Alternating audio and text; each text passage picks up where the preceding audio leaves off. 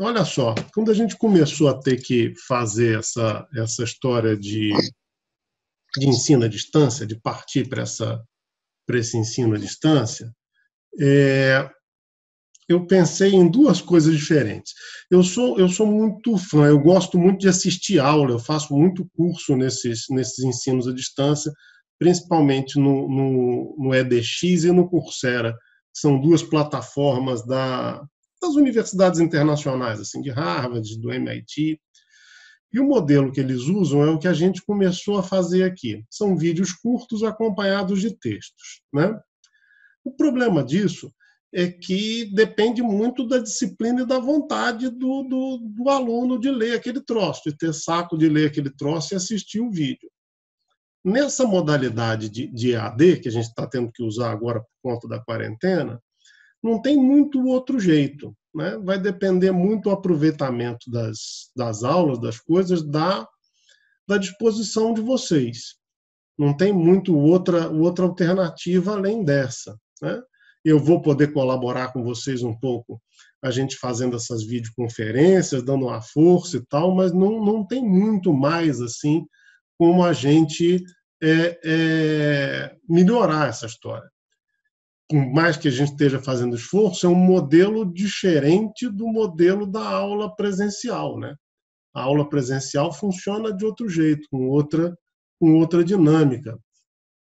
Para uns, melhor, para outros, pior. Isso vai depender do gosto de cada um. Tem um pessoal que vai gostar mais desse estilo, né, do EAD, e tem um pessoal que vai gostar menos. Mas cada um vai ter que pegar o seu ritmo para a coisa poder andar, para a coisa poder ter algum tipo de aproveitamento. Vocês vão ter que pegar o ritmo de vocês e escolher como é que vocês vão tratar com essa história.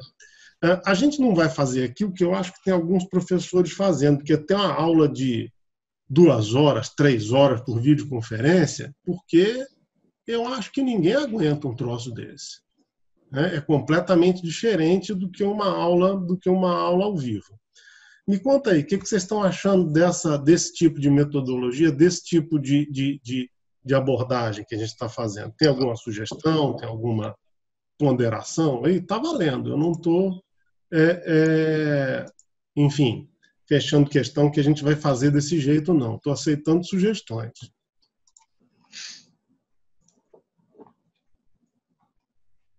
Nada?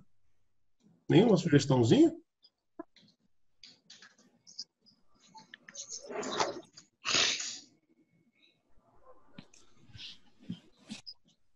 Bom, me conta uma coisa, vocês estão me ouvindo? Professor, eu acho válida essa plataforma de ensino, sabe? Até pelo momento que a gente está passando.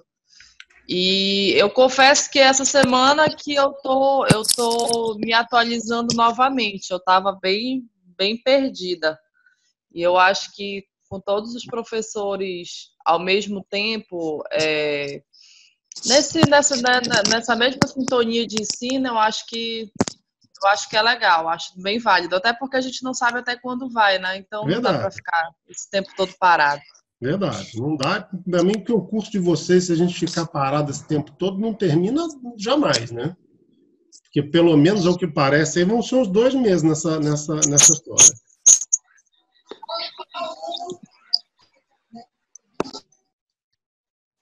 Bom, então a gente vai continuar desse jeito, a gente vai continuar nesse ritmo, vamos continuar fazendo assim, vamos continuar eu passando para vocês o material durante a semana, tá? E aí, uma vez por semana, a gente se encontra aqui nesse ambiente de videoconferência para trocar umas ideias, tirar as dúvidas, vocês têm que aproveitar para tirar as dúvidas desse momento. E é indispensável para isso funcionar que vocês deem uma olhada no material que eu estou disponibilizando antes, tanto nas aulas, nos textos, nos videozinhos que eu estou deixando, quanto no material que eu estou postando lá no RM. É mais ou menos a mesma coisa que eu estou mandando para vocês por WhatsApp. Essa história do RM é só porque é obrigatório pela faculdade. Daqui a pouco eu vejo, bota ali. Tranca a porta. Tranca a porta, amor. Eu ia botar. Deixa só com essa porta, tranca a porta. Olha, o negócio tá animado, hein? Calma aí, amor. Tranca a porta que tem que ser com o teu jeito. Professor, você tá Então no faz. risco. Desliga o microfone aí, pessoal aí que tá entrando aí, que tá confundindo todo mundo. Aí acompanhar uma DR ao vivo é ótimo, olha. É legal, tem isso de bacana. As coisas que a gente vai se distraindo aqui, aprendendo nessas plataformas novas, né? Ai, meu Deus. Vocês chegaram a dar uma olhada no material que eu mandei para vocês, nos vídeos, nos textos? Chegaram a ver isso? Tem assim, chegaram a tentar fazer algum daqueles exercícios? Eu sei que tem um de vocês aí que até me mandou, a gente conversou pelo WhatsApp, por e-mail, eu corrigi o exercício, mas não acho que foi um só, de vocês todos. A maioria não deu retorno, não.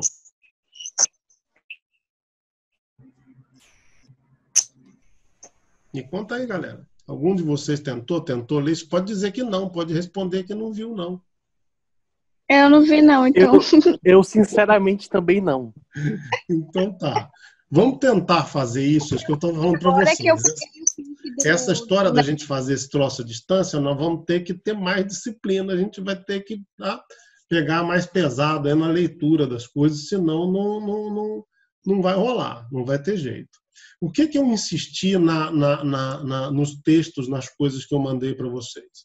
Eu parto de um princípio de que vocês estão assim, sabendo, que vocês estão conscientes de que o direito é um conjunto de normas, né? O direito é um conjunto de normas. E que esse conjunto de normas é composto por uma certa ordem. Então, comecei a insistir nos exercícios na situação de que norma e lei, norma e texto são coisas diferentes. Vocês têm que entender o seguinte: a principal função do operador do direito é achar onde é que estão as normas dentro dos textos. Vamos lá. A gente viu que toda norma ela é composta de hipótese, preceito e sanção. Eu vou passar para vocês aqui um pouquinho dos slides que a gente tem aqui.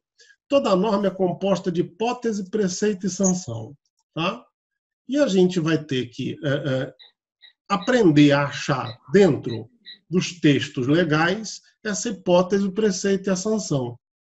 As normas sempre são atos de vontade. Sempre são atos de vontade dirigida à conduta de outras pessoas ou dirigida à conduta de alguém. Então, quando eu digo assim, que vocês devem ler o material que eu estou mandando, qual é a hipótese que eu tenho nisso? Ler o material que está sendo enviado.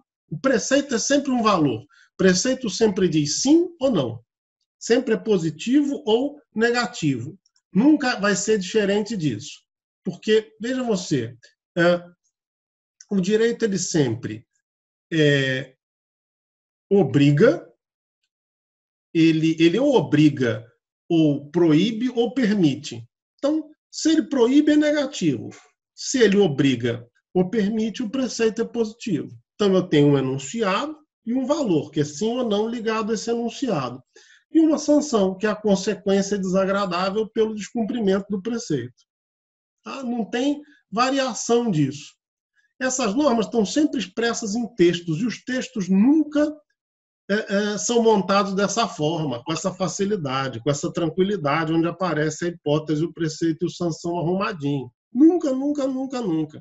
A função do operador do direito, do advogado, promotor, juiz, ou o que seja, é a hermenêutica, que é basicamente a gente conseguir tirar de dentro da norma, né, de dentro do texto, essa norma, a hipótese, o preceito e a sanção.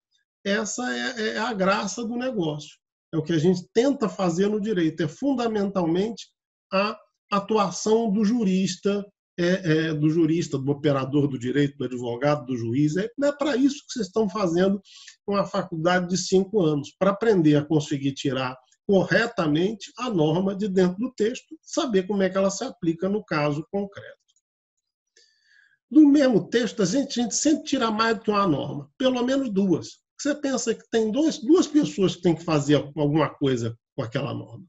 Um lado, o cidadão. Do outro lado, eu tenho o juiz, o oficial, o policial, o delegado, quem vai aplicar essa norma, o próprio advogado na hora de fazer um contrato. Então, a doutrina fica fazendo uma diferença que uma é norma primária, a outra é secundária. Isso é irrelevante. O que interessa para a gente é que de um mesmo texto sempre vocês vão tirar, no mínimo, 2 normas. Tá? Não tem outra coisa para vocês pensarem nisso. Vamos pegar 2 exemplos. Esse artigo 927 do Código Civil. Ele diz assim: aquele que por ato ilícito causar dano ao trem fica obrigado a repará-lo. Então, a gente tem 2 normas. Primeira norma, dirigida ao cidadão. Causar prejuízo aos outros praticando ato ilícito. O preceito é sempre negativo, não. Né? Qual é a sanção? Se você fizer, você vai ter que indenizar, vai ter que reparar o prejudicado. A outra norma, que é dirigida ao aplicador, juiz, autoridade. Ao tomar conhecimento pelas vias adequadas de que alguém praticou o ilícito e com isso causou prejuízo a outra pessoa, condená-lo ao pagamento da devida reparação. Preceito positivo, sim, ele tem que fazer isso. Sanção, a nulidade da decisão ou da omissão. Me conta uma coisa, deu para pegar isso aí? Deu para mais ou menos entender essa história, como é que funciona? Me conta aí, gente. Sim. Sério, porque isso é que a gente vai precisar fazer. É isso que está no tal paper que vocês vão ter que fazer para mim, que vai valer aí como a avaliação da ADP1, e é isso que a gente precisa tratar ao longo desse curso. Vocês têm que fazer um exercício constante de extrair essas normas de dentro dos textos. Senão a história fica muito sem graça, não tem como vocês levarem a coisa adiante. A vida inteira, no direito, vocês vão fazer isso. Isso não é uma interpretação de texto simples, porque essas normas elas fazem parte de um sistema jurídico. Então, a interpretação precisa ser encadeada. Você não pode ter contradição no sistema. Então, eu não posso interpretar as normas de forma contraditória. Vocês já viram na imprensa, alguma vez, já ouviram falar na imprensa, nos jornais, de que o Supremo deu uma decisão que tal norma ia ser interpretada conforme a Constituição? Viram ou não viram? Já viram alguma vez isso? Hein? Não, eu... Vamos lá. Quem é que já viu? Alguém já viu? Bom, a história é a seguinte, olha só. O direito é um sistema. Essas normas têm que ser interpretadas de forma sistêmica. O que é isso? Não pode ter contradição entre elas. Quando o Supremo diz que determinada norma tem uma interpretação conforme a Constituição, ele está dizendo que de todas as interpretações possíveis daquele texto, de todas as normas possíveis que eu posso tirar daquele texto, a que está de acordo com a Constituição é aquela norma específica, é aquela determinada forma de interpretar. Vamos pegar e vamos dar uma olhada aqui num artigo da Constituição, aqui especificamente. Ó. Vamos ver aqui, ó. Mais esse exemplo aqui, a gente usando a Constituição. O artigo 5º da Constituição diz assim, todos são iguais perante a lei, sem distinção de qualquer natureza, garantindo-se aos brasileiros e aos estrangeiros residentes no país a inviolabilidade do direito à vida, liberdade, igualdade, segurança e a propriedade nos termos seguintes. Inciso 1º. Homens e mulheres são iguais em direitos e obrigações nos termos dessa Constituição. O que interessa para a gente é um inciso. Presta atenção que é uma coisa que vocês não têm, talvez não tenham muita noção, que é a diferença de caput do artigo, parágrafo, inciso e a linha. Eu deixei um textinho para vocês explicando isso especificamente, qual a diferença de uma coisa para outra. O caput é o texto principal do artigo, O parágrafo é uma cobrinha assim, que vem do lado, parágrafo primeiro, segundo. O inciso vem sempre com algarismo romano e a linha vem sempre com uma letra em minúsculas. Teoricamente, essas coisas vão diminuindo em grau de importância. O parágrafo é mais importante que o inciso, que é mais importante que a linha. Então, aqui a gente tem o inciso 1. Homens e mulheres são iguais em direitos e obrigações nos termos da Constituição. Qual a hipótese? Norma dirigida ao cidadão. Dá tratamento jurídico igual a todos os gêneros, só se admitindo as diferenças feitas pela Constituição. Por exemplo, a licença maternidade é uma diferença de gênero feita pela própria Constituição. Qual é o preceito disso? É positivo ou negativo? Positivo. Você tem que dar igualdade de tratamento de gênero. Qual é a sanção? Se você fizer diferente, o ato é nulo, você vai ter que indenizar, você pode até ser preso, se isso, por exemplo, transbordar para um crime de racismo. Né? Você pode ir em cana se descumprir esse preceito. Vamos pegar um exemplo tranquilo que sai na mídia toda hora. A história dos banheiros nos shoppings. Isso aí vocês já ouviram falar, não viram? Da confusão de banheiro de shopping aí com transgênero, né? Não sei se vocês já viram essa história. Me conta aí se vocês já ouviram falar na mídia dessa bagunça. Já, né? Já. Pois é. Toda hora aparece uma bagunça disso aí. Que você tem banheiro para homem e mulher, aí o transgênero quer ir no banheiro feminino. E aí o shopping proíbe. Não pode. Né? Não pode fazer isso porque você não pode dar tratamento jurídico diferente em relação ao gênero. Não dá para fazer. A Constituição proíbe. Tá? Não sei se está certo, se está errado, se devia proibir ou não devia. Mas o fato é que proíbe. A gente não pode agir desse jeito. Quando se faz desse jeito, esse ato é nulo. Essas pessoas, esses shoppings geralmente são condenados a pagar algum tipo de reparação. Além dessa norma, a gente vai ter uma norma no mesmo texto dirigida ao juiz, ao aplicador, que vai dizer que na hora que ele tomar conhecimento pelas vias adequadas de que isso aconteceu, ele tem que aplicar a sanção. Ele vai ter que dizer que esse ato é nulo, ou vai ter que dizer que, enfim, essa pessoa é condenada a uma reparação, ou que, enfim, até eventualmente cometeu algum crime. Tá? Então, toda norma a gente vai fazer isso. Vai ter que pegar o texto e vai ter que tirar desse texto a hipótese, o preceito e a sanção. Um dos exercícios que eu dei para vocês, eu pedi para vocês fazerem isso com o artigo mais fácil do mundo, que é do Código Penal, o artigo 121, que fundamentalmente diz assim: matar alguém, pena de 6 a 20 anos. Então, qual é a hipótese disso? Matar alguém. Qual é o preceito? Não, você não deve matar os outros. Qual é a sanção? Pena de 6 a 20 anos. Né? Não tinha jeito essa aí de ser. Esse é o exemplo de todos que existem, o mais fácil que tem no nosso ordenamento jurídico, da gente achar essas coisas. Eu preciso que vocês façam no paper, nessa avaliação,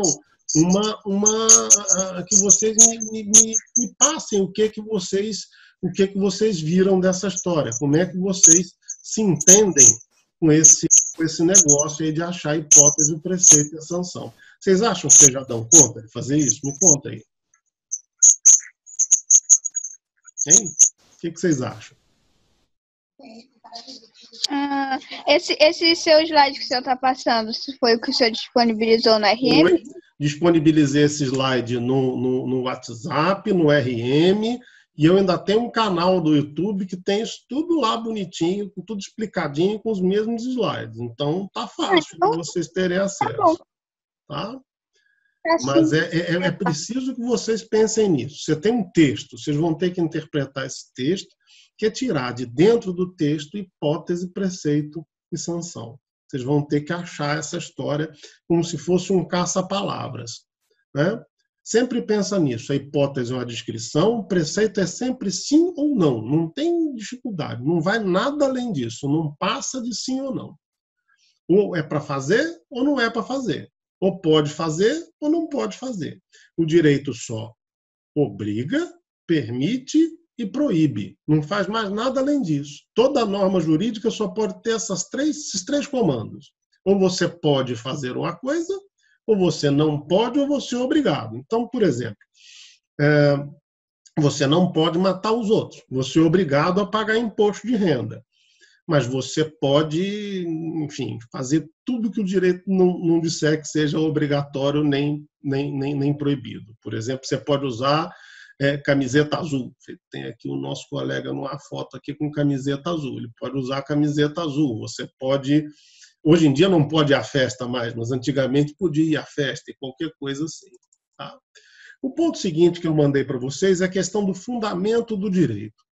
Presta atenção numa coisa. Sempre que a gente vai interpretar qualquer coisa, a gente interpreta com os nossos olhos, interpreta com os fundamentos que a gente tem a respeito daquela história. Eu sempre gosto do exemplo da história da astrologia. O astrólogo olha para o céu e ele vê um céu completamente diferente do céu que vê o astrônomo. Vêem coisas totalmente distintas, porque cada um vai interpretar as coisas de acordo com a sua visão de mundo. Da mesma forma, se você pensar um médico, um advogado, vão ver as coisas de forma diferente. Um engenheiro e um arquiteto, um artista e alguém de outra área, alguém da área de comunicação e marketing, enfim, um matemático, vão ver o mundo de forma diferente. Mesmo dentro de cada uma dessas profissões, existem formas diferentes de ver o mundo que vão condicionar a nossa interpretação. No direito isso acontece também. No direito isso também rola. A gente também tem essa divisão. E essa divisão, ela é bem marcada. Existem 3 escolas básicas a respeito disso. 3 escolas básicas a respeito dessa história. Vamos ver aqui. Olha só. A gente tem que partir da premissa que todo mundo concorda que o direito é um conjunto de normas e é um conjunto sistemático, é um ordenamento. O que é isso? Ele não tem contradições, nem pode ter problemas dentro dele. Eu não posso ter uma norma dizendo que sim, outra dizendo que não. Tá? Só as normas válidas compõem um ordenamento jurídico. Tá? Só as normas válidas compõem o ordenamento jurídico. Você não pode ter normas inválidas dentro do ordenamento. E o direito deve ser obedecido. Então, a gente tem que estabelecer o seguinte: de onde é que vem o conteúdo dessas normas? Ou melhor, de onde é que vem o fundamento do direito? Por que você não pode matar os outros? Por que tem determinadas normas que você tem que seguir e outras normas que não? Por que a gente escolhe uns determinados comportamentos para seguir e outros não? Né? Como é que isso funciona? Como é que eu sei que uma norma é válida? Todas as normas de um ordenamento, ainda que válidas, devem ser obedecidas? Tem 3 correntes no direito para responder isso, ou 3 visões de mundo que vão condicionar a nossa resposta. A primeira e a mais antiga a gente chama de justnaturalismo. A segunda, um pouco mais recente, ali pelo século XVIII, XIX, a gente chama de positivismo. E, por fim, a gente tem a que é mais aceita hoje, que é o positivismo normativo. O justnaturalismo parte de uma premissa que é a seguinte: existiria um ordenamento mundial, supranacional, supra-humano, aonde você teria o parâmetro para a validade do direito. Por exemplo, a natureza das coisas, a lei da natureza, um livro sagrado qualquer, um conceito de justo universal. Existe uma coisa que seria um justo para todos os povos, para todo mundo. Todo mundo concordaria que determinada coisa é justa e outra é injusta. A máxima dessa corrente justnaturalista é dizer que o direito extremamente injusto, na verdade, não é direito. Eu queria saber de vocês o seguinte: vocês acham que tem alguma norma que seja válida para toda a humanidade? Me conta aí. Vocês acham que tem alguma norma válida para toda a humanidade? Dá um exemplo de uma norma válida para a humanidade inteira. Eu não consigo imaginar. Tá? Eu realmente não consigo imaginar. Pode ser que eu seja falta de criatividade minha, mas eu não consigo imaginar nenhum valor, nenhuma norma que seja universal. Você podia me dizer assim: o direito à vida é uma norma universal. E nos países que têm a pena de morte, é universal mesmo? Esse valor vale para todo mundo? É para a vida de quem? Né? Direito à vida é Professor? para a vida de quem? Oi. E a norma de obedecer às leis? Olha só, tem lugares que isso não funciona assim, né? Tem lugares que, na verdade, você nem tem um ordenamento jurídico ajeitado feito o nosso. O que prevalece mesmo é a lei do mais forte ou a lei do sacerdote, as ordens do sacerdote. Existem certas comunidades em que o direito não funciona desse jeito. Né? Existem outras em que impera, por exemplo, a desobediência civil. Tem certas leis que não são obedecidas e ponto final. Se você pensar nisso, mesmo o justnaturalismo, essa corrente, ele admite que a lei injusta não deve ser obedecida. Tá? Então, vê aí, vê se vocês pensam numa coisa qualquer que valha universalmente. Eu não consigo pensar nisso, não. E já se decidiu muita coisa com base nesse justnaturalismo e se decide até hoje. Coisas muito estranhas. Então, por exemplo, e não estou falando de país assim subdesenvolvido ou sem cultura ou com baixo índice educacional, não. Pensa na Alemanha. Na Alemanha, vocês não eram nascidos ainda, mas existia um muro que separava Berlim. Separava o lado oriental, sujeito à influência soviética, comunista, do lado ocidental, sujeito à influência americana, capitalista. Os guardas do lado soviético tinham que obedecer uma lei que era a seguinte: se alguém tentasse cruzar o muro para o lado ocidental, tinha que ser morto, a tiros. Os guardas que mataram essas pessoas a tiros na travessia, de acordo com o ordenamento vigente, lá à época deles, foram depois condenados por homicídio quando o muro caiu, com base nessa afirmação de que essa norma seria injusta e que o direito extremamente injusto não era direito. Não dá para fazer isso. Imagina que se fosse o outro lado que tivesse saído vitorioso da Guerra Fria. Esses caras iam ganhar uma medalha. Como é que a gente pode dizer que isso é um valor universal? Né? Vamos pensar nisso. De repente vocês conseguem descobrir aí um valor universal qualquer que eu não esteja percebendo. Eu estou topando.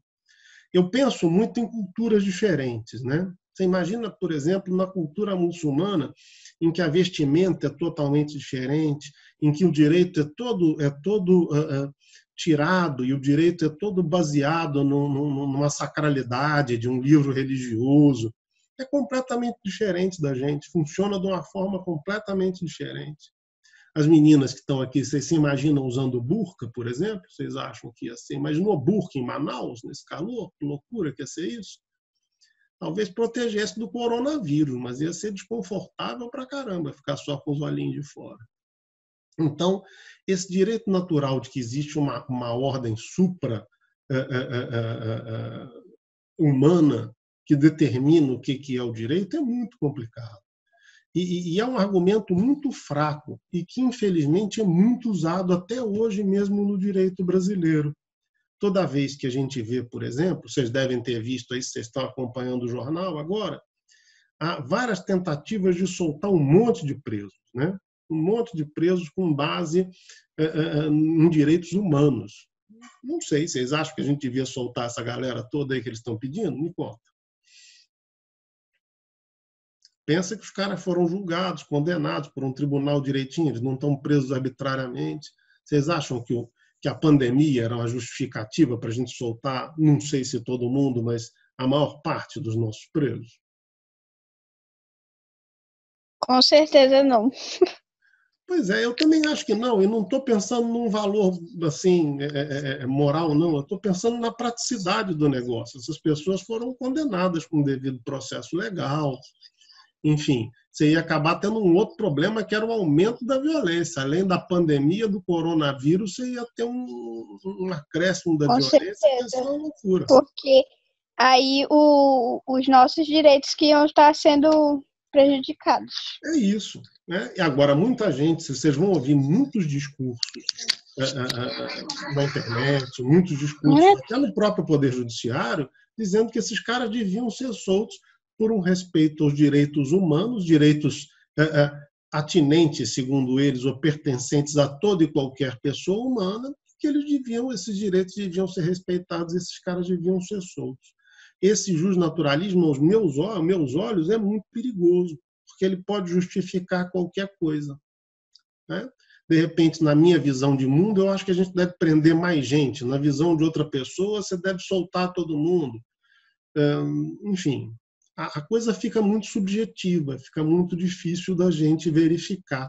E sempre com um argumento moral, assim, de que não, isso é o direito fundamental de todo ser humano. Tal coisa. Bom, a segunda corrente que a gente tem é o positivismo jurídico, que também não deu muito certo. Ele vai na direção oposta dos justnaturalistas. Ele diz que o direito é o que as autoridades estabelecidas dizem que é. Não importa se a norma é válida, se ela é inválida, se é justa, se ela é injusta, se ela é efetivamente aplicada, então é direito. Agora, você imagina o seguinte, se a gente aceitar isso, a gente está dando poder demais para esses caras, está dando poder demais para essas pessoas que são as aplicadoras do direito, porque se basta eles aplicarem para a norma ser válida, eles podem aplicar qualquer bobagem, qualquer loucura e a coisa vai ser válida. Não dá para ter ser assim. A gente precisa de um critério para saber se aquela norma que está sendo aplicada é válida, se ela é correta dentro do ordenamento ou não. Aí é que entra a corrente que eu gosto mais, que é o positivismo normativo, que ele diz o seguinte: o direito é um sistema autônomo, ele não tem nada a ver, ele não vai ser justificado pela moral, pela religião, pelo justo universal. Ele é um sistema autônomo e fechado. Ele tem que justificar a si mesmo, né? Então, a validade das normas não está vinculada a nada senão ao próprio sistema jurídico, mas está vinculada ao sistema. Então, a norma ela vai ser válida se ela estiver de acordo com a Constituição, né? O contrato vai ser válido se tiver de acordo com o Código Civil, por exemplo. E assim caminha o sistema. Uma norma sempre vai ter validade se for criada com base na outra. O que importa para o positivismo normativo é a coerência do sistema jurídico. O sistema jurídico tem que ser coerente e consistente. Não importa o conteúdo das suas normas. Você pode ter uma norma absurda. Se ela for válida dentro do sistema, ela deve ser aplicada. Você pode ter uma norma que não é aplicada nunca, e ainda assim ela continua sendo válida, mesmo que ninguém a aplique. O exemplo que a gente usa sempre aí são dois. Tem dois exemplos bacanas disso. Primeiro é motel, que no ordenamento jurídico brasileiro é contravenção penal, e depois o crime de aborto, que a gente sabe que a prática do aborto existe, todo mundo sabe que ela existe, e nunca ela vai aos tribunais. Eu, em mais de 30 anos de direito, nunca vi um júri de aborto uma vez que o cara foi absolvido, né? Então, é uma norma que não tem aplicação, mas ela é válida? Ela está de acordo com o sistema brasileiro. Só uma parte nisso, eu acho muita graça quando o povo começa a discutir em eleição se vai legalizar ou não vai o aborto. Na prática, ele é legalizado, porque não é punido. Nenhuma autoridade pune, nenhuma autoridade aplica. Vamos fazer um quadro comparativo aqui dessas três formas de ver o direito. Para o positivismo clássico, não existe relação do direito com a moral, mas existe uma relação do direito com a realidade. Só é válido aquilo que é aplicável. Para o justnaturalismo, a gente tem o contrário. Existe uma relação do direito com a moral, mas não existe com a realidade. Se a norma for aplicada, se ela for imoral ou injusta, ela não é válida. Por fim, a gente tem um positivismo normativo, que não traça relação do direito nem com a moral, nem com a realidade. O direito será válido independentemente de ser aplicado, independentemente desse direito estar de acordo com a moralidade vigente ou não. Tá? Fomos nisso aí? Problemas nessa história até aqui, crianças? Hein? Me conta aí. Não, tudo certo. Só vocês, Isabela, que conversa comigo. Esse povo me abandonou. Tudo certo. Caladinho.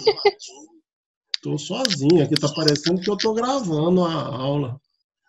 Mas, enfim. Uma aula privada para mim. Sem dúvidas. Hã? Uma aula privativa. Pois é. Tá quase isso, Isabela. Quase que só nós dois. Mas vamos indo. Professor, eu estou aqui. Tudo certo. Bom. Então, Olha só, gente. Essa história é super importante, parece chato, introdutório, mas isso vai condicionar uma porção de coisas depois. Uma porção de formas como as decisões vão ser tomadas até para vocês um dia, se vocês forem para a magistratura, como é que esse troço vai, como é que vocês vão tocar a vida de vocês. Então, por exemplo, às vezes a gente pega uma situação em que o argumento é todo baseado na justiça, que diz assim, fulano é pobre, não pode. Isso não dá para argumentar assim dentro do direito. Você precisa argumentar com base no direito vigente, nas normas vigentes, em como a coisa funciona dentro do sistema jurídico. Não dá para a gente argumentar com outra forma, de outra forma. Outro argumento dentro do direito não dá para a gente usar, não dá para rolar, não tem como a gente tratar o direito com outro tipo de argumento, porque a vida complica muito. Por que ela complica muito? Porque o que é justo para mim pode não ser justo para vocês, por exemplo. Então, eu acho, por exemplo, tremendamente injusto você ter um sistema bancário em que o banco cobra 400% de juro, mas é legal, o que eu vou fazer? Não tem como eu pegar e dizer assim, não, eu vou cortar esse juro pela metade porque é injusto. Não dá, eu criaria uma insegurança jurídica tremenda no ordenamento nacional. E não dá para viver com essa insegurança. Não tem como a gente viver com essa insegurança.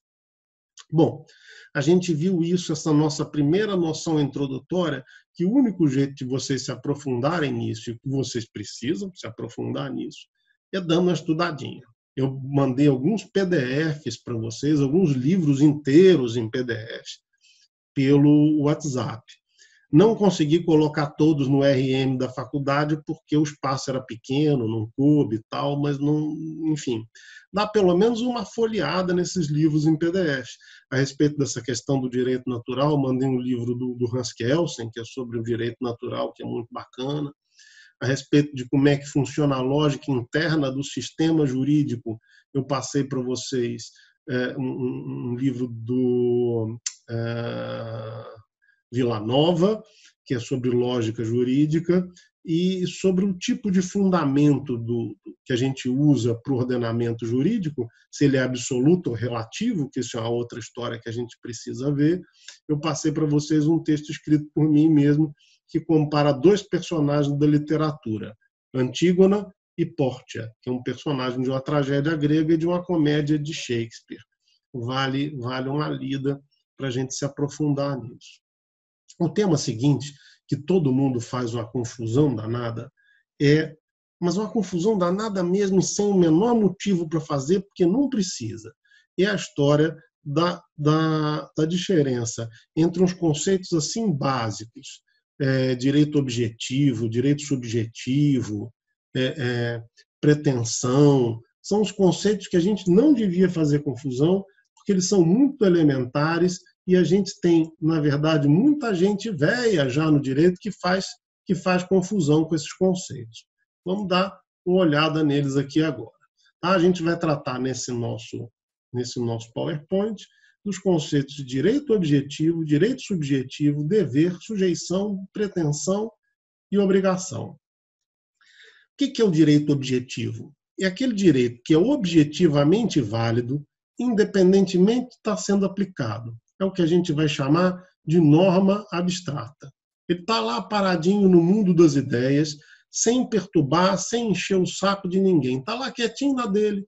Então, ele só vai ter incidência, quer dizer, ele só vai valer na hora que ele encontrar um fato tal como está descrito na norma. Vamos pegar o exemplo lá do nosso artigo 927 que a gente viu ali atrás. Aquele causar prejuízo ao trem, a outra pessoa, por ato ilícito, tem o dever de reparar. Nesse momento, esse artigo está lá quietinho no mundo das ideias, sem aplicação aqui entre a gente. Está tendo aplicação aí no meio da rua, mas aqui entre a gente não está. Se acontecer um fato, tal como descrito na hipótese, qual é o fato? Causar prejuízo ao trem com prática de ato ilícito. Esse artigo incide. Né? Então, eu tinha o direito objetivo, que é a norma abstrata. Quando ele encontra com o fato jurídico, quando incide o fato jurídico, a gente vai dizer que nasce o direito subjetivo em sentido amplo. Direito subjetivo em sentido amplo é aquele direito que já tem um sujeito, por ter já acontecido a incidência da norma jurídica. A incidência ela sempre vai criar uma vantagem para um sujeito sobre o outro. E essa vantagem a gente chama de direito subjetivo. Direito subjetivo é a vantagem concedida a alguém pelo ordenamento jurídico. A gente precisa entender o seguinte, que direito subjetivo não é, de jeito nenhum, o poder de exigir de alguém alguma coisa, que é uma definição muito comum que vocês vão encontrar nos livros de direito. Está errado. Você pode ter direito subjetivo e ele não ser exigível mais ou não ser exigível ainda. É só vocês pensarem, por exemplo, em uma dívida, um dinheiro que você pegou emprestado para pagar um dia. Você pegou um dinheiro emprestado para pagar depois do coronavírus, depois da pandemia. O cara que te emprestou tem direito subjetivo de crédito, né? Ele pode, vai ter esse direito um dia, ele tem esse direito já hoje, esse direito subjetivo de crédito, só que ele vai poder cobrar um dia.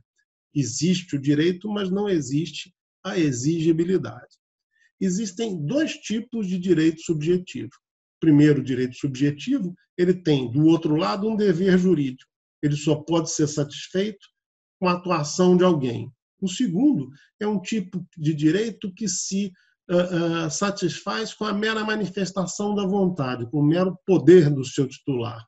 A gente chama de direito potestativo. Do outro lado dele, a gente tem uma sujeição. Vamos ver como é que fica aqui, então, o nosso quadrinho. Eu tenho um direito objetivo, que é a norma abstrata, ela encontra o fato jurídico, se torna um direito subjetivo em sentido amplo, que vai dar lugar a um direito subjetivo em sentido estrito, que tem como correlato, isso andou para frente rápido demais, um dever jurídico. Do outro lado, a gente tem o direito potestativo, que tem como correlato uma sujeição. A diferença dos dois: o dever jurídico ele precisa ser satisfeito pelo outro lado. O direito subjetivo em sentido estrito, ele só vai ter concretude, ele só vai ser satisfeito se o outro lado fizer ou não alguma coisa. No direito potestativo, o outro lado não tem que fazer nada, só se sujeitar. Pense, por exemplo, na demissão de um empregado. Demitir um empregado é direito potestativo do empregador. O empregado, do outro lado, se sujeita. O direito que você tem de se divorciar é um direito potestativo, o outro lado se sujeita. O direito que você tem de extinguir, de acabar com um contrato que já está a prazo indeterminado, é um direito potestativo.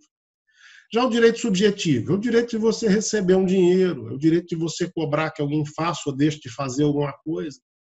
Por exemplo, é o direito que as pessoas têm de cobrar nomeação num concurso, se elas passaram numa prova. É o direito que o militar tem de exigir a sua promoção, se preenchidos todos os requisitos. É o direito que o empregado tem de exigir o salário, se ele tiver pago, tiver trabalhado direitinho. Então, a todo direito subjetivo em sentido estrito, eu vou ter, de outro lado, um dever jurídico. A todo direito potestativo, eu vou ter uma sujeição. Tá? Bom, quando o titular do dever descumpre esse dever, ele causa uma lesão ao direito subjetivo. Só no momento em que há a lesão, esse direito passa a ser exigível. A exigibilidade desse direito subjetivo ela tem um nome no direito. Ela chama pretensão. Então, a gente diz que a toda pretensão corresponde uma obrigação. Presta atenção que não é a todo direito que corresponde uma obrigação. A todo direito corresponde um dever. A toda pretensão corresponde uma obrigação. Quando a gente tem algum probleminha com a exigibilidade do direito subjetivo, ele ainda existe. O que não existe mais é a pretensão, é a exigibilidade. Então, depois de passado um tempo, você ainda tem o direito, mas não pode exigir mais. É o que a gente chama de prescrição. Então, imagine que você tem uma dívida de IPTU. Você não paga o IPTU há 10 anos. 5 anos, depois de 5 anos para trás, o município tem direito a receber o IPTU, tem o direito subjetivo, mas não pode mais exigir. Ele não tem mais exigibilidade, não tem mais pretensão. Eu sempre tenho isso como exemplo, porque vários municípios fazem uma sacanagem de fazer uma campanha que ela tira juros, multa, recebe IPTU atrasado de 10, 15 anos atrás. E isso é uma maldade, porque, na verdade, aquilo não era exigível, o sujeito foi lá e pagou o que ele não precisava, na verdade, ter pago. Tá? Então, o nosso gráfico passa a ficar assim. A todo direito subjetivo em sentido estrito corresponde um dever jurídico, que, se lesionado, faz com que ele seja exigível, faz surgir a pretensão, e a toda pretensão corresponderá uma obrigação. Se exercida a pretensão, o polo da obrigação, o lado obrigado, não satisfaz, não cumpre a sua obrigação, está opondo uma resistência. Quando opõe uma resistência a essa obrigação, surge para a gente o que a gente chama de ação material. Presta atenção, o direito não ia valer nada se o outro lado pudesse não cumprir e ficasse por isso mesmo. A ação material é o direito que você tem de fazer valer o seu direito independentemente da vontade do outro lado, da vontade do obrigado. Tá? Essa ação material, na maioria das vezes, no direito brasileiro é crime. Você não pode exercê-la pessoalmente. Você tem que ir ao Poder Judiciário, pedir que o Poder Judiciário faça isso. Isso você faz exercendo o que a gente chama da sua ação processual. Em certos casos, você pode exercer ação material, por exemplo, na legítima defesa da posse. Você é possuidor de um determinado carro, de um bem, alguém tenta tirar na marra, você pode repelir essa agressão com força equivalente e proporcional. Um outro exemplo que a gente não lembra porque custa acontecer é o que a gente chama de penhor legal. Você se hospeda num hotel, numa pensão, numa coisa assim. Se você não pagar a conta, o dono pode ficar com a sua bagagem. A mesma coisa vai acontecer com o direito potestativo. Se o outro lado não se sujeita, ele opõe também uma resistência ao exercício do direito potestativo. Então, o nosso gráfico já vai aumentando. Ó. Ele já vai aumentando, a gente já aparece aqui a resistência de ambos e a ação material. Gente, isso é essencial para a vida futura de vocês. Quando vocês forem tratar de direito processual, que a gente está começando a tratar do direito. Depois vocês vão ver que o direito se divide em direito processual e em direito material. Direito material é o que você tem direito. O direito processual é como você exige esse direito, como você exerce esse direito em juízo. Essas duas coisas estão entrelaçadas, elas são autônomas, mas não são independentes. Um anda juntinho do outro. Sem esse gráfico e sem a noção de que a coisa flui desta forma, direito processual é incompreensível. Tá? Quando vocês forem estudar direito processual, vocês vão entender que para fazer uma petição, vocês têm que apontar para o juiz qual é a causa de pedir, qual é o motivo do seu pedido. Eu chego lá e digo assim, seu juiz, eu quero que você condene aí o George a me pagar R$5.000. Ele vai perguntar por quê? Eu vou dizer, porque ele me deve. Quer dizer, vou explicar que ele lesionou o meu direito. E aí o juiz pergunta de novo, mas deve por quê? Aí eu vou ter que explicar qual foi o fato jurídico que incidiu lá atrás sobre a norma que fez surgir o meu direito subjetivo. Tá? Isso é só uma introdução a esse tema. A gente vai voltar várias vezes e várias vezes a esses conceitos que eles são essenciais. Então, enquanto a gente estiver junto, enquanto a gente estiver estudando junto, esses conceitos serão a base do que a gente vai olhar daqui para frente. Eu sei que não deu para entender isso tudo de uma vez, por isso também que esses slides estão disponíveis no RM, estão disponíveis junto com os vídeos na minha página lá no meu canal do YouTube e estão em alguns dos textos que eu passei para vocês. Tá? De novo, nessa história de EAD, não tem jeito da gente aproveitar esse tempo se vocês não se empenharem um pouquinho. Eu sei que é difícil, que é difícil para mim, é difícil para vocês também. Eu não estou dizendo assim que para mim é mole, que é uma beleza. Eu estou super concentrado aqui, trabalhando como nunca. Balela, dentro de casa é muito difícil mesmo. Tem uma porção de distração, cada hora você faz uma coisa e tem que desligar a televisão, né? Senão você acha que o mundo vai acabar amanhã, né? Os caras estão dizendo na televisão, não vai sobreviver ninguém, nem adianta continuar fazendo nada. Então a gente desliga a televisão e vai tocando e vai tentando se concentrar um pouco até para ver se a gente se distrai. Tá? Dúvidas, crianças? Muitas, imagino, mas alguma, sim, urgente que dê para a gente tirar agora a respeito desses temas aqui, antes da gente passar para frente? Problemas? Não, nenhum? Vocês são felizes demais. Porque eu Professor, tenho um monte. eu estou em dúvida em relação ao paper. Me conta. O tema vai ser baseado nisso também, das escolas, das 6 escolas.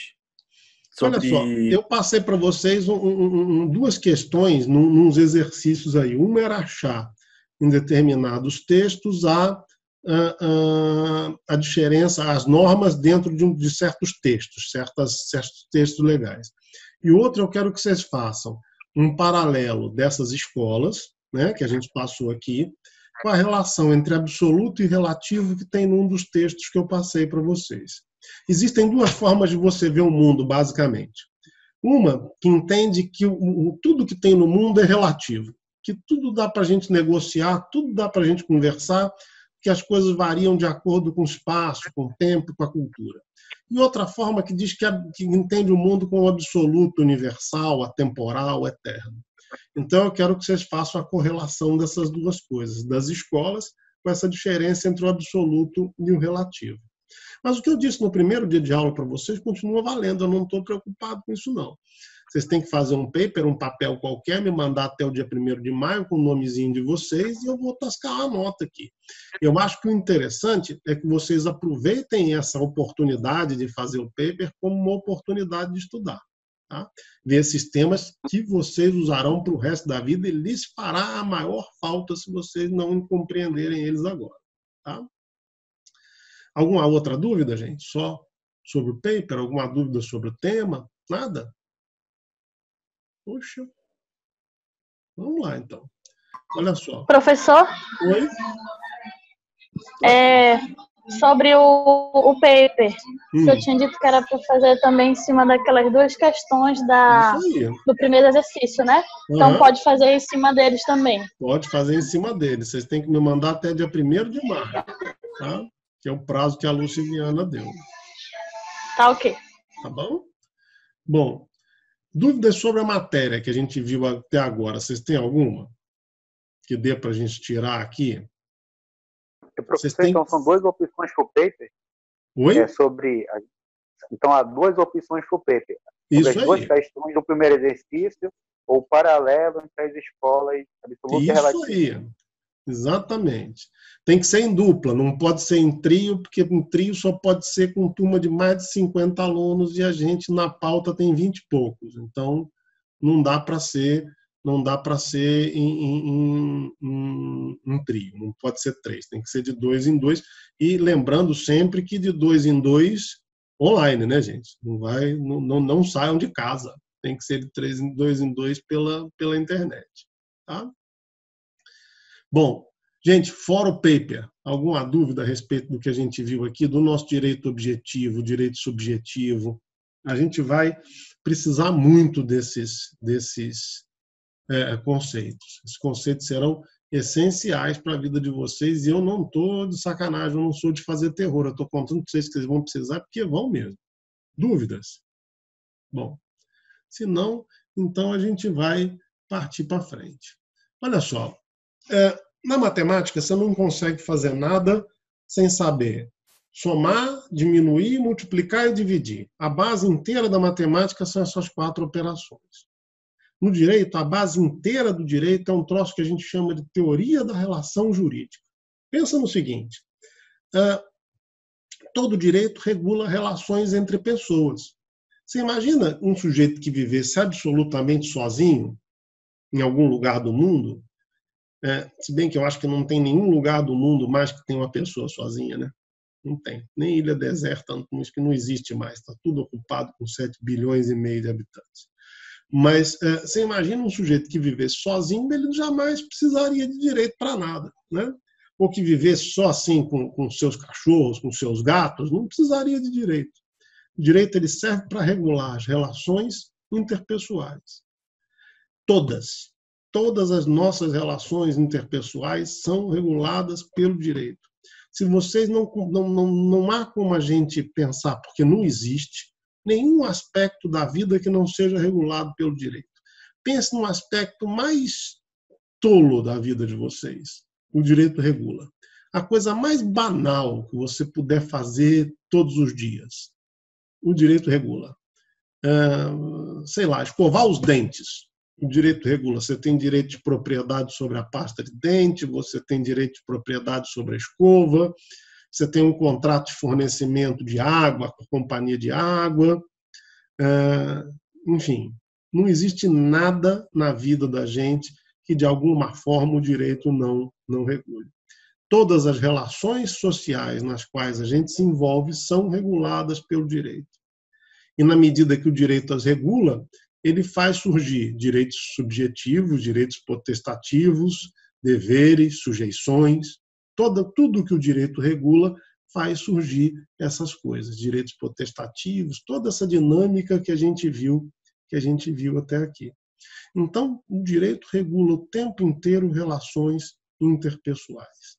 Se você pedir uma comida do iFood, você está fazendo dois contratos, um de compra e venda, de coisa móvel, e outro de prestação de serviço, que é a entrega. Se você, enfim, tem um vizinho, você tem uma relação jurídica de vizinhança.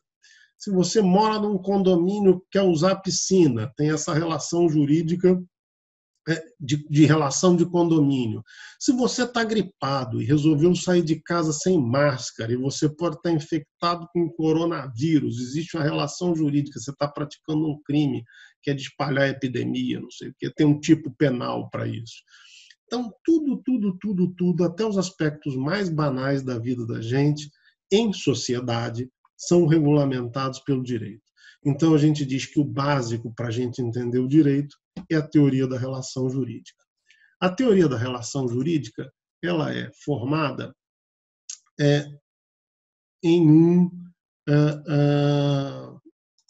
num gráfico que é assim, mais ou menos. Ó. Eu tenho dois sujeitos e um objeto, que são ligados entre si por um fato jurídico. Deixa eu ver aqui, pode ser alguém daí da turma de vocês aflito, porque não entrou, saiu.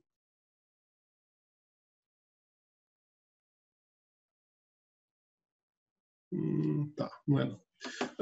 Então, eu sempre vou ter dois sujeitos, no mínimo, ligados por um fato jurídico, que a gente já viu aqui o que é, a um determinado objeto. Então, os nossos conceitos principais da relação jurídica, essa relação jurídica tem certos elementos que a gente vai precisar estudar. A gente tem como elementos internos sujeitos, fato jurídico, objeto e garantia. E os elementos externos são esses que a gente viu agora: direitos, deveres, sujeições e uma coisa que a gente não viu ainda, que são os interesses. Tá? A gente vai ver direitinho como é que funcionam os interesses. Porque, veja, as pessoas estão ligadas entre si por direitos e deveres e estão ligadas com as coisas por interesse. Não é interesse no sentido ruim, não.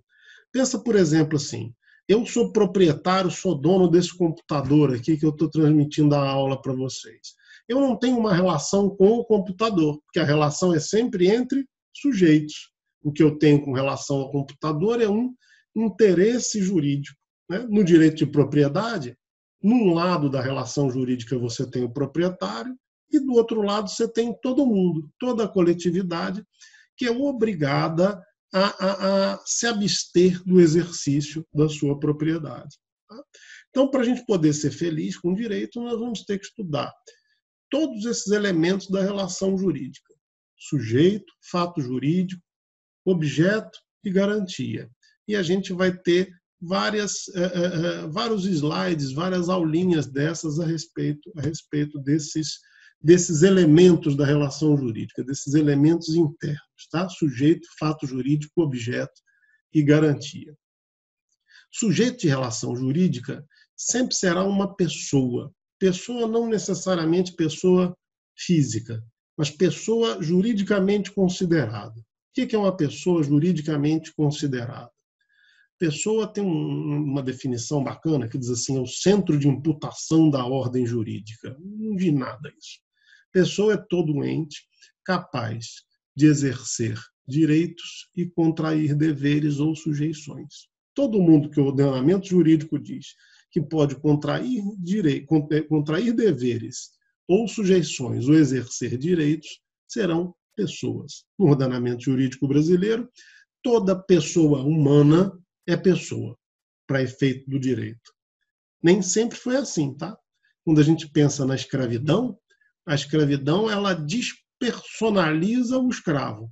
O escravo, embora seja pessoa humana, não é pessoa para o direito, não é pessoa jurídica, não é pessoa juridicamente considerada.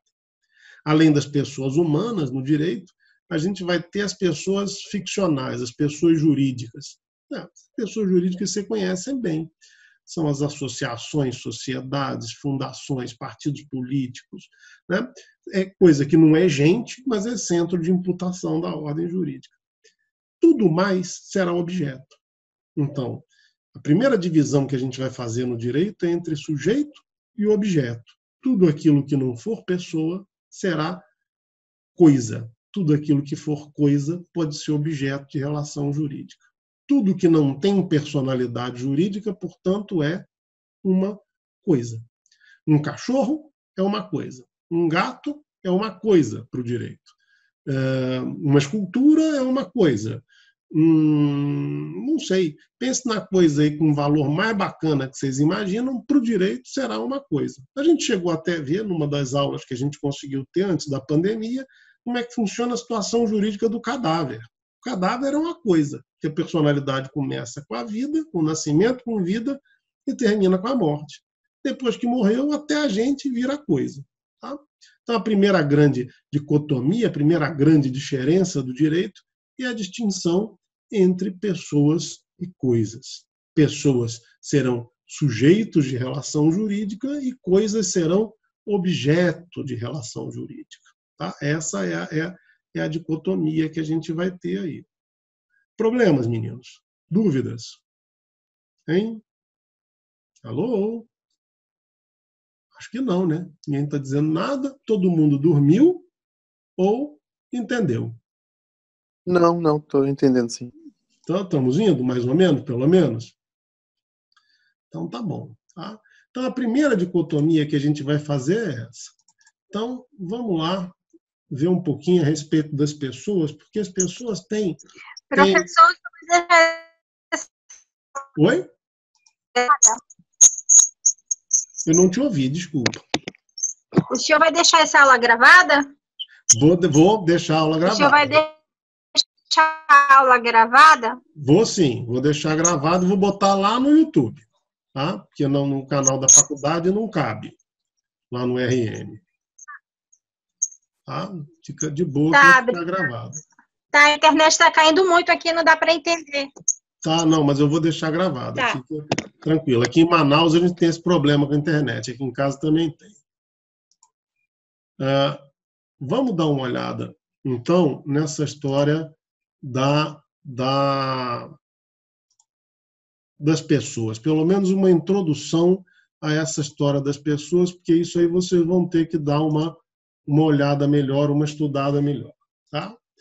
Bom, a gente viu, então, que as relações jurídicas têm elementos internos e externos, que vai interessar para a gente são os sujeitos de direito que eu falava para vocês. A primeira distinção que a gente tem entre sujeito e objeto. Sujeito de relação jurídica é todo ente dotado de personalidade. E a personalidade é a aptidão genérica para contrair deveres e exercer direitos. Personalidade é arbitrária, é atribuída arbitrariamente pelo direito. Não tem nada a ver com o direito natural. Amanhã, o direito, por exemplo, pode chegar à conclusão de que as louras não têm personalidade jurídica, que as pessoas que usam óculos não têm personalidade jurídica. Tá? Pode-se chegar a essa conclusão, porque esse é um conceito arbitrário. Tá? No ordenamento brasileiro hoje, todo ser humano é dotado de personalidade jurídica. E, além dos seres humanos, a gente tem outros entes dotados de personalidade jurídica que a gente chama de pessoas jurídicas. A personalidade jurídica, ela começa com o nascimento, com vida e termina com a morte. Esses marcos também são arbitrários. a gente pode regular de maneira diferente. Na Argentina, por exemplo, a personalidade começa com a concepção. Na Espanha, começa 24 horas depois do nascimento. Enfim, cada ordenamento jurídico regula de um jeito. No direito brasileiro, tem um cara que chama nascituro. O nascituro é aquele ser que já está concebido, ainda está no ventre materno, mas que ainda não nasceu. Ele, apesar de não ter personalidade, ele tem certos direitos assegurados. O Estatuto do Nascituro é muito confuso no direito brasileiro. A gente tem muitos problemas, como a história dos alimentos gravídicos, problemas antigos, e outros mais recentes, que é a história da célula-tronco, dos embriões in vitro, são bastante complicados.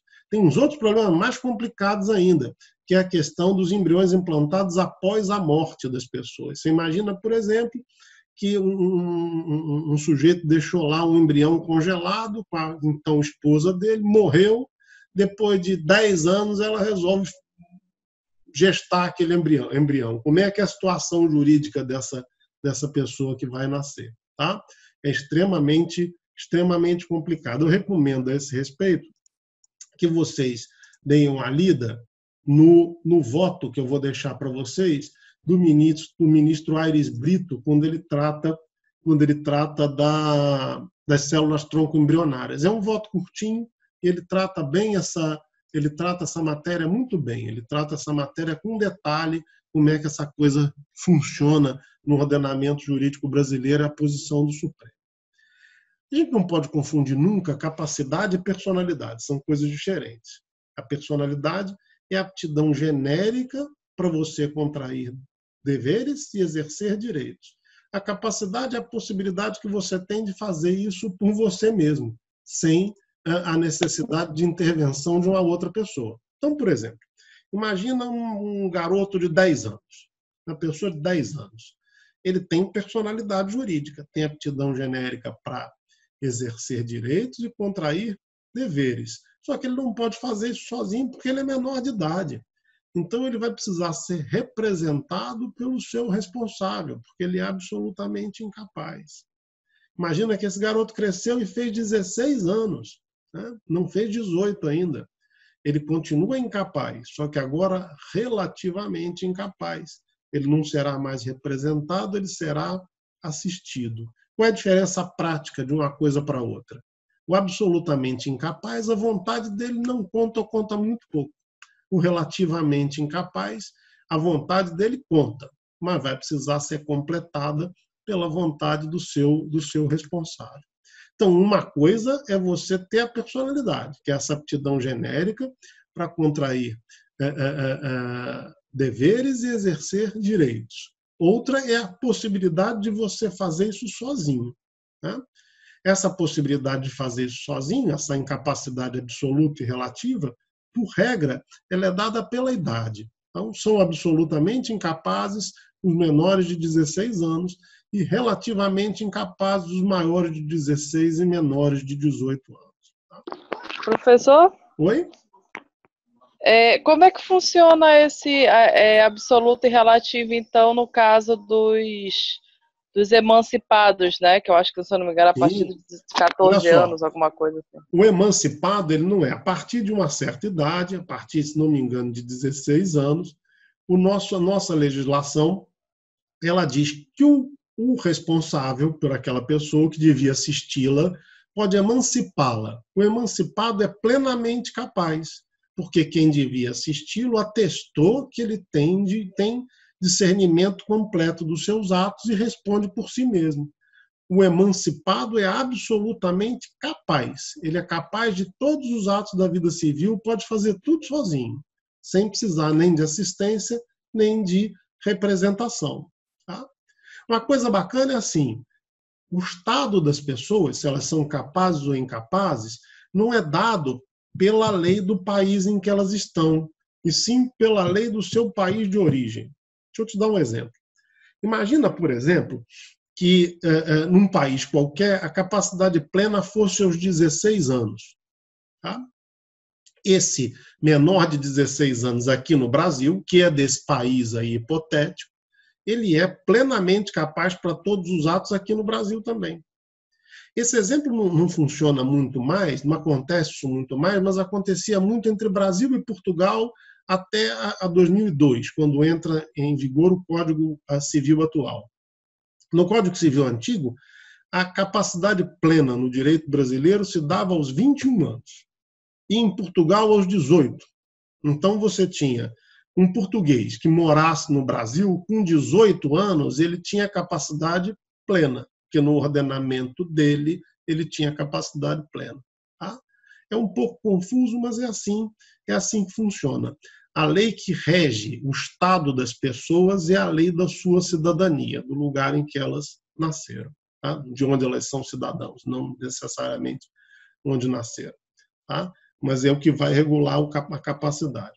O emancipado é aquele que deixou de ser incapaz, ele passa a ser plenamente capaz na hora que ele é emancipado. A emancipação pode se dar por vontade do próprio incapaz, juntamente com o seu responsável, ou por alguns fatores que a lei determina. Por exemplo, o sujeito abre uma startup. Hoje tem muito garoto abrindo empresa e ganhando fortuna. Aquele que mantém um negócio com economia própria, o direito considera emancipado se maior de 16 anos. Tá? Respondi sua dúvida? Me conta aí, Gisela. Respondeu, professor. Eu vou daqui a pouco vou só pesquisar, mas eu gosto dessa matéria aí, desse negócio de emancipação, de responder. E até realmente eu não agora que eu estou lembrando, nos Estados Unidos você, mesmo que lá você possa dirigir com 16 anos, um brasileiro de 16 anos não pode dirigir lá, né? Pois é, porque mais ou menos isso. País de origem, é isso aí. Pelo regime. É verdade. Então, esse tema é muito bacana. E ele ficou mais interessante ainda recentemente, porque até alguns anos atrás, a gente entendia que a pessoa que tinha algum tipo de deficiência cognitiva, tinha algum problema, que não conseguia ter um desenvolvimento mental completo, automaticamente essa pessoa era considerada incapaz para todos os atos. O Código Civil de 1916, que vigorou até 2002, dizia assim, são absolutamente incapazes os loucos de todo gênero. Né? E incluía aí nesse louco de todo gênero todo mundo que você pudesse imaginar. Hoje isso não funciona assim mais. Você tem um estatuto da pessoa com deficiência, essa incapacidade da pessoa com deficiência ela não é automática, ela tem que ser avaliada caso a caso, e ela vai ser só sobre certos atos da vida dessa pessoa e não sobre a vida inteira dessa pessoa. Então, por exemplo, alguém que fosse considerado incapaz pelo direito na vigência do Código de 2002, antes da introdução do Estatuto da Pessoa com Deficiência, por exemplo, não podia se casar. Hoje pode se casar. Esse casamento só vai ter efeitos patrimoniais diferentes. Os efeitos patrimoniais vão ser condicionados ao grau de entendimento que essa pessoa tem do mundo, e isso é estabelecido através de uma perícia, a perícia psiquiátrica, e através de uma decisão judicial. Isso não é automático. Então, você passou a particularizar para cada tipo de problema aquela incapacidade. Você não tem mais essa regra geral de que todo mundo que tem algum tipo de problema de desenvolvimento é automaticamente incapaz e pronto, acabou. Não é mais assim. Em cada caso, o juiz vai ter que analisar frente a uma perícia como é que funciona a incapacidade e ela, em regra, essa incapacidade vai ser sempre ligada à disposição patrimonial, não à sua disposição pessoal, a sua vontade, por exemplo, de casar e ter filhos, eventualmente. Isso não é mais regulado pelo direito civil. Tá? A tendência que a gente tem hoje é que o direito regule cada vez menos esse tipo de relação e que marque cada vez menos essas pessoas. Isso acabava sendo, na égide da legislação anterior, na vigência da legislação anterior, uma fonte de preconceito. E, na verdade, o que a gente quer é tentar integrar o máximo possível essas pessoas na vida social e não segregá-las. A ideia não é segregar ninguém. Tá? Então, a gente tem essa questão da capacidade que é bem diferente da personalidade. Pergunto para vocês, Quando você atinge uma certa idade, a sua capacidade acaba, porque você vira plenamente capaz aos 18 anos no direito brasileiro. Deixa de ser capaz com alguma idade? O que vocês acham? Sei lá, com 80 anos, deixou de ser capaz? Tem isso? Hein? Me conta aí o que vocês acham disso. Sim, eu acho. Eu acredito que não, professor, porque eu vejo muitos empresários que ainda têm a capacidade mental para gerir uma empresa. É isso aí, Janeiro. Olha só, a história é a seguinte: a capacidade ela não termina com a idade. Você só vai se tornar incapaz se com a idade você for acometido de alguma doença que te perturbe o entendimento. Então, vamos imaginar que com a idade você é acometido de algum tipo de debilidade, de senilidade. Você não consegue se entender mais. E aí vai ter que ter um exame psiquiátrico e uma declaração do juiz de que você é incapaz. Eu falo isso sempre porque muitas vezes eu vejo assim, meu avô já tem 80 anos, ele não pode fazer isso, ele não pode casar de novo, ele está dando dinheiro todo para a namorada. Pode, não tem nenhuma lei que proíba. A capacidade, se você não tiver nenhum tipo de enfermidade, ela termina com a morte. O que o direito faz é obrigar as pessoas, depois de uma certa idade, a casarem-se com separação total de bens. Mas isso é mais na tentativa de proteger os herdeiros necessários do que de qualquer outra história. Eu vou tentar proteger uma parte do patrimônio para que haja herança para os filhos. É tudo trauma das histórias infantis da madrasta malvada, que a madrasta é sempre ruim na história infantil. Eu não sei se vocês percebem isso. Eu sei que tem umas madrastas aqui na nossa turma, mas madrasta, em geral, é um troço complicado, né? Tanto que não chama boadrasta, chama madrasta. Então, o Código, ele tenta, a nossa lei civil, tenta proteger aqui das madrastas e dos padrastos os filhos anteriores e obriga a que quem casa depois de uma certa idade adote o regime da separação total de bens. Tá? Mas, fora isso, a capacidade ela não termina, ela não se esgota num determinado momento da sua vida. Não chega uma hora assim, olha, virei incapaz porque fiz essa idade aqui. Tá? Isso não existe no direito brasileiro. Olha só, eu queria que vocês pensassem numa coisa para a gente poder discutir semana que vem. É o seguinte, a personalidade ela termina com a morte. Termina no momento que a gente morre. Primeiro é assim, o que é morte para o direito? O que é morte para o direito? Porque existem vários conceitos de morte dentro da medicina também. No passado a coisa era fácil. Morreu o seguinte, o cara parou de respirar, o coração parou de bater, está morto. Né? Era parada cardiorrespiratória, que é uma das coisas mais bestas para você colocar no atestado de óbito. No dia que vocês forem tratar com direito penal, vocês vão encontrar muitos atestados de óbito, assim, causa-morte, parada cardiorrespiratória. A imbecilidade, porque se o cara morreu, de fato, o coração parou de bater, ele parou de respirar. Mas esse era o conceito de morte do direito até algum tempo atrás. Com a evolução da ciência, você tem vários conceitos de morte, até mesmo para efeito de transplante. Então, você pode ter a morte cerebral e o cara ainda tem o coração batendo e o pulmão funcionando, e ainda assim, para efeito do direito, ele está morto. Então, eu queria que vocês dessem uma olhadinha de como é que funciona a morte hoje no direito brasileiro. Quando é que termina a personalidade jurídica? Quando é que o direito marca que a pessoa morreu? E a partir dali você tem uma porção de consequências, de abertura de sucessão, virou coisa, como a gente viu aqui no início. Então você pode ter um ser humano que vira coisa e continua respirando com o coração batendo. Como é que isso funciona no direito? E depois, como é que o direito lida com a questão da morte no outro aspecto, que é a questão da morte digna? Isso parece meio mórbido, mas é extremamente necessário a gente pensar a respeito desse assunto. A nossa Constituição diz que um dos pilares da nossa República é a dignidade da pessoa humana. Dignidade da pessoa humana quer dizer o seguinte: ninguém pode ser objeto de relação jurídica. O ser humano não pode virar objeto de relação jurídica, não pode virar coisa. A gente vai ver que a dignidade ela é violada toda vez que algum dos direitos da personalidade é é violado. Toda vez que a gente tem a violação de algum dos direitos da personalidade, a gente tem a violação da dignidade. Nessa dignidade, será que está incluído o direito à morte digna? Como é que ela funciona? Queria que vocês pensassem a respeito disso, dessem uma olhada aí na internet, alguma coisa para o nosso encontro da semana que vem. Bom, crianças, vocês têm alguma dúvida a respeito disso? Devem ter um monte, mas tem alguma dúvida, assim, que a gente possa tentar tirar agora, nesse momento?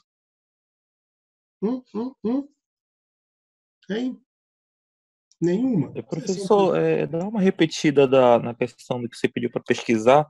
Eu dei uma cortada aqui, eu não entendi muito bem. Tá bom, tá bom? Sem problema. Obrigado. Olha só, eu quero saber o seguinte, para o direito, o que é morte? Qual é o momento da morte para o direito?